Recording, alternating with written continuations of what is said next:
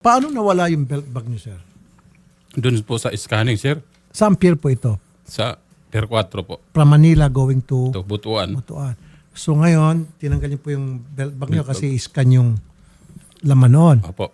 Sabi nila, Sir, anong laman ng karton mo? Ba't may nakita ko dyan? Bawal sa amin. Sabi ko, ano lang naman ang laman nito, ma'am? Belt bag, karton, saka bag. bag po. Lahat Yung mga yan, damit. nilagay mo doon. Opo. Pumasok yun, di ba? Opo, sir. Paglapag mo, gugulong yon, tapos may papasukan, doon na yung makikita. Opo, sir. May extra technician, titingnan kung anong laman ng belt bag, anong laman ng karton, anong laman ng mga bag. Pagpasok, hindi yan lumabas. Di ko napansin, sir, kasi pag sabi niyang anong laman ng karton mo, sabi ko sa kanya, yung welding, saka martilyo, saka grinder, saka yung barina po, sir. Sabi niya, patanggal mo doon sa guard. Yung nadampot ko, sir, yung yung bag ko lang, saka yung karton po. Yung belt bag ko, hindi ko na tangay po. Pero anong unang inilapag mo para dumaan sa x-ray? Karton saka bag, sir. Karton bag. Tapos huli na yung belt bag.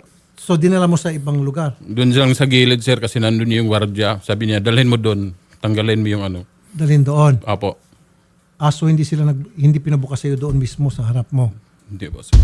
Oo, mali na agad yung patakaran nila doon. Number 1 yon. Anong laman ng belt bag mo? Pira na 140K. Tapos yung cellphone 2. Tapos may Gcash doon na 19K. May alas. Tapos yung kwintas po na 79K yung tanggap ng Palawan. Nung pagbalik mo, so binuksan mo yung karton, binigay mo yung martilyo. Kasi butcher siya eh. Diba? Kasama yung sa trabaho mo. Kutsilyo at saka yung martilyo. Pang karne, ano? Tama? So nung balikan mo, wala na. Yung pag ganun ko, sir, tapos ko nang tipan yung karton ko kasi medyo napunit eh. Kasi dinukot ko lang yung martilyo saka Okay. yung screwdriver. Pag ganun ko, wala pala akong belt bag na dala. Mga 5 minutes lang siguro, sir. Bumalik ako doon sa scanning. Sabi ko, ma'am, yung belt bag ko na iwan dito, hindi ko natangay. Sabi niya, uy, baka natangay ng yung kasunod mo. Sabi ko, may CCTV ka ma'am sa Ano sabi pinaka-tapat. Sabi sa akin, hindi yan gumagana. Ha. Kasi nakikita nila kung anong laman. So, para sa akin, pinag-interesan yon.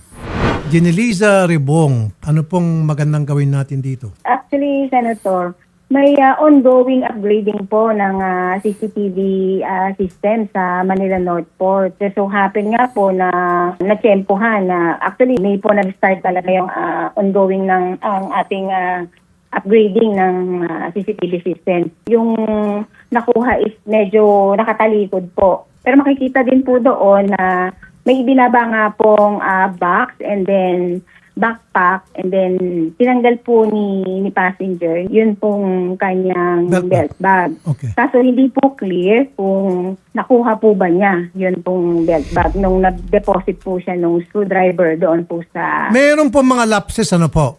Una yung CCTV. Now, alam po ng mga extra machine operators, sila po ay sinurse out nyo sa ibang ahensya? Provider po yan ng ating pong terminal operator ng Manila North Harbor Port Incorporated po, North Port. Yung mga lapses nila, number 1, alam nila hindi gumagana ng CCTV. And then number 2, dumaan sa x-ray, scanning, yung belt bag na maraming lamang pera.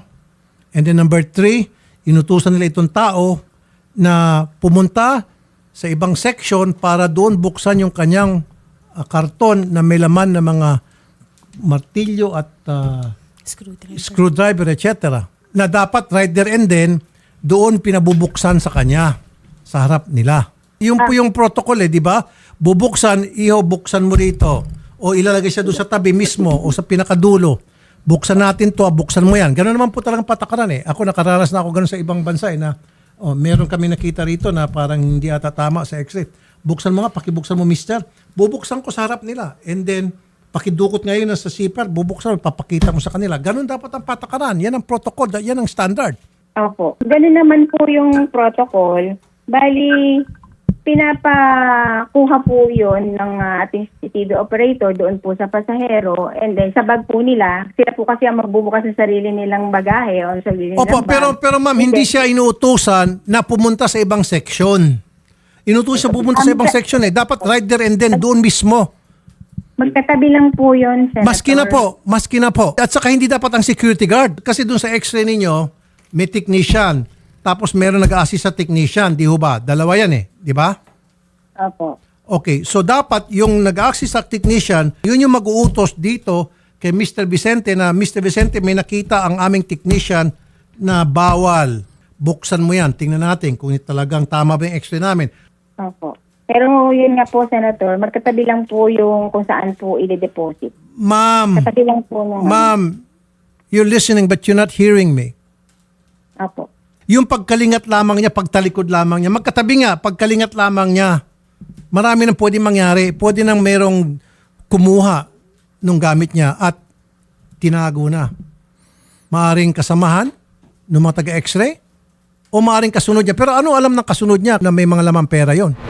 Palagay ko po, dapat managot dito yung x-ray machine operators. Sino po mga naka-duty noon at that time? We'll have to check po yung mga names ng naka-duty po that time. They have to answer to this complaint.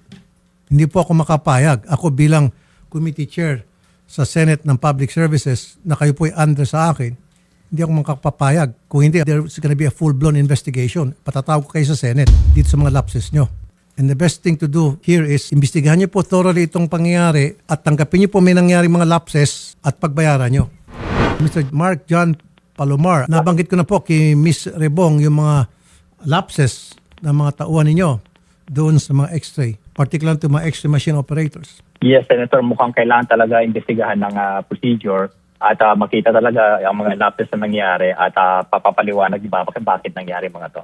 Nakaka-alarma na nangyaring yung narration na sinabi ho ni Mr. Vicente, hindi sumunod sa tamang proseso, dapat talaga first ma-call yung attention nila at pa-imbestigahan bakit nangyari to. Very good. At siyempre sir, dapat may magbayad dito. Kawawa naman itong tao. Dapat meron mananagot. So, dapat a full-blown investigation will be made. And kung sino man ang makitang may mga lapses at may kasalanan dito, mananagot dapat talaga sila, Senator.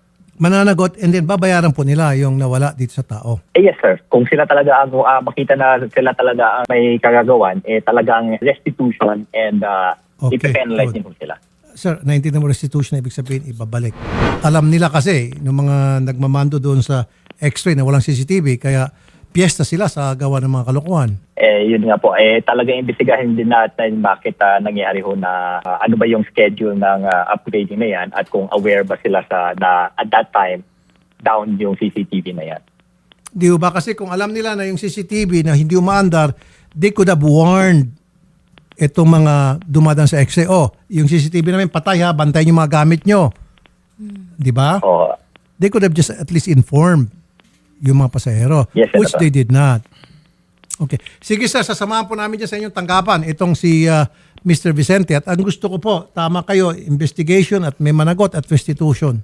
Okay sir? Yes, Senator. Salamat po Mr. Palomar. Sir, thank you po sir. Salamat po Ma'am Jeneliza Rebong. Madam, thank you po madam. Thank you rin po, Senator.